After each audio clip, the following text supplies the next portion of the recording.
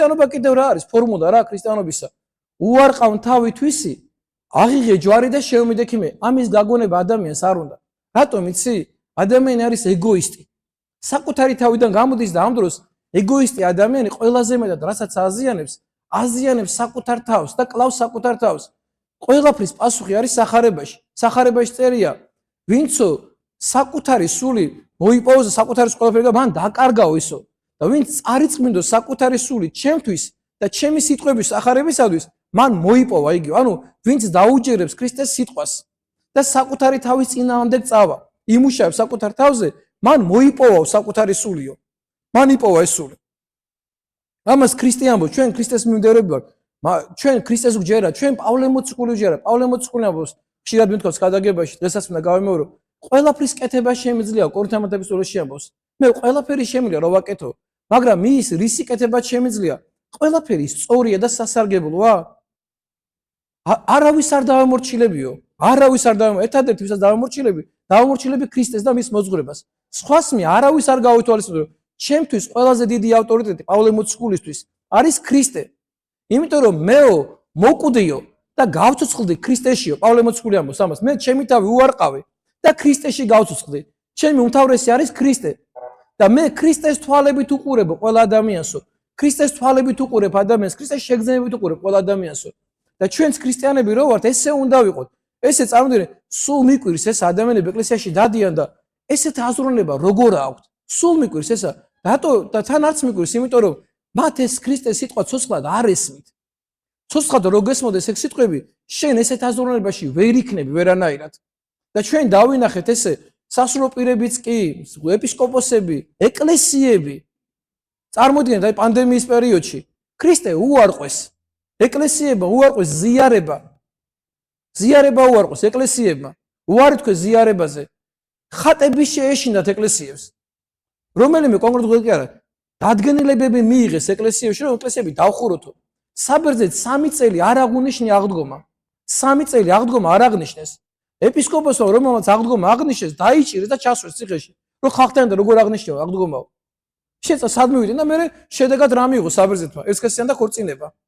მაგის შემდეგ ზუსტად. ანუ რომ დათმობ რაღაცას ამ სულიერს, მე ამ შედეგამდე მიყავ ხარ ამ ყველაფერს. ამიტომ უმნიშვნელოვანესია შენ ქრისტეს შეიმეცო, შენ ქრისტეს ერთგული მხედარი ხარ. შენ ქრისტეს ჯარისკაცი ხარ. შენ ქრისტეს მეომარი ხარ და ჩვენი ქრისტიანების მიზანი ის კი არა ტაძარში რომ დადიხარ. ხო უნდა ისო რატო დადიხარ? აი რისთვის დადიხარ ტაძარში? რა გინდა? თუ მოხვედი იმისთვის ტაძარში რომ ჯანმრთელობა არ შეგერყეს და მაგიტომ ხარ ტაძარში მოსული. როგორც კი შევიყება ჯანმრთელობა, წახვალ ტაძრიდან, იმიტომ რომ შენ მოხვედი აქ რომ შენი შვილები ფიზიკურად კარგად ყოფილიყვნენ, როგორც კი რამე მოგივიდა შენ შენ შვილებს, იმიტომ რომ ეს ეკლესია არ გინდა და რამდენი ადამიანი მეუნება ეს მამაო, მთელი ცხოვრება მარხულობ, ლოცულობ და აგერ ესე ჩემ შულს ეს დაემართა, ჩემ დედას ეს დაემართა, ვერ გადავარჩიე, რა მინდა ეგეთ ეკლესიაში? და მიდის ეკლესიაში, იმიტომ რომ ის მოვიდა, იმიტომ რომ მატერიალურად ხორციელად ამ ქვეყანაზე კარგად იყოს. ადამიანი რომ მოვიდა რომ სამსახური არ აქვს, სამსახური საშუალოდ მოვიდა ეკლესიაში. მე მიდის ეკლესიაში. როგორც კი იშოვის სამსახურს, მაშინაც მიდის. და რო არ იშოვის, მაშინაც მიდის, იმიტომ რომ რისთვისაც მოვიდა ეს უკვე მიიღო და რა უნდა ამ ეკლესიაში. და თუ ვერ მიიღო, რა უნდა ამ ეკლესიაში? ჩვენ ერთადერთი რამე გვაქვს საძებელი, ყველა საძიებელი, ვინც ეკლესიაში ვართ მოსული. ეძიებდეთ სასუფეველსაც სათასა და სიმართლესა მისა და ყოველივე ესე შეგეძინო შენ. აი მე ღმერთმა იცი შენ ამ ქვეყნებს რას მოგცემს. რა მოგეცემა, როგორ მოგეცემა შენ, მაგრამ პირველ რიგში შენ სათასასუფლებელი უნდა ეძებო. და მე ყველაფერი, მე ღმერთმა იცის, გინდა ეს ჯანმრთელობა მოგცემს ჯანმრთელობას, წარმატებას მოგცემს, ეს გინდა იმას მოგცემს, მე ყველაფერს მოგცემს. მაგრამ ჩვენ იმდენად აი ადამიანები მატერიალურები ვართ, არ გვჯერა ქრისტეს სიტყვის. არ გვინდა ამის დაჯერება, არ გვინდა ამის მოსმენა, არ გვინდა ამის გაგება და ადამიანები ამ ცხოვრება ჩვენ სხვანაირად ვაკეთებთ. ღმერთმა შეგვაძლებინოს ყველას აი ცოცხალი რწმენა გქონოდეს ღვთისა. აი დღეს როგორც ახლა ამ ტაძარში საოცარი სიმშვიდე იყო.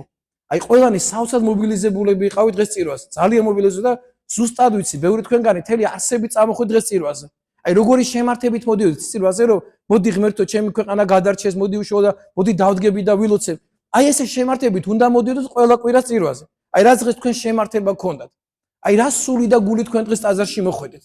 და დღეს მართა ამ წირვაში თქვენ ყველამ თქვენი წული შემოიტანეთ ამ წირვაში.